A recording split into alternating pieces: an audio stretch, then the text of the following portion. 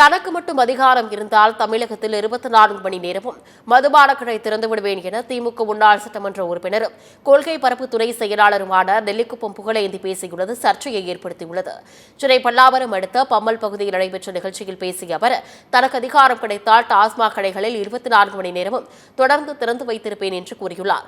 குடிக்காரர்களை நாம் திருத்த முடியுமா? யாராலும் அவர்களை திருத்த முடியாது. எனவே 24 மணி நேரமும் தொடர்ந்து குடித்துவிட்டு சாகட்டும், மற்றவர்களை வைத்து ஆட்சி நடத்தலாம் என அவர் பேசியதால் கூட்டத்தில் சலசலப்பு ஏற்பட்டது. இது யாருடைய கருத்தும் அல்ல, என்னுடைய தனிப்பட்ட கருத்து என நெல்லிக்குப்பம் புகழேந்தி பேசினாலும் அவருடைய இந்த பேச்சுக்கு சமூக ஆர்வலர்கள் கண்டனம் தெரிவித்து வருகின்றனர்.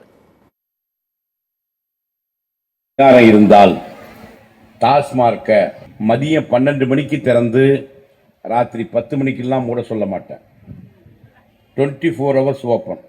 குடிக்கிறவன் யானா இருந்தாலும் சரி, அவரு சொல்லி திருந்துமா இவரு சொல்லி திருந்துவான் இல்லை, அவனா திருந்தனாதான் உண்டே தவிர வேற எவனும் அவனை திருத்த முடியாது. இது என்னுடைய கருத்து. நான் ஏன் 24 hours ஓப்பன் பண்றேன்னா, நீ நாட்டுக்கு வேஸ்ட்.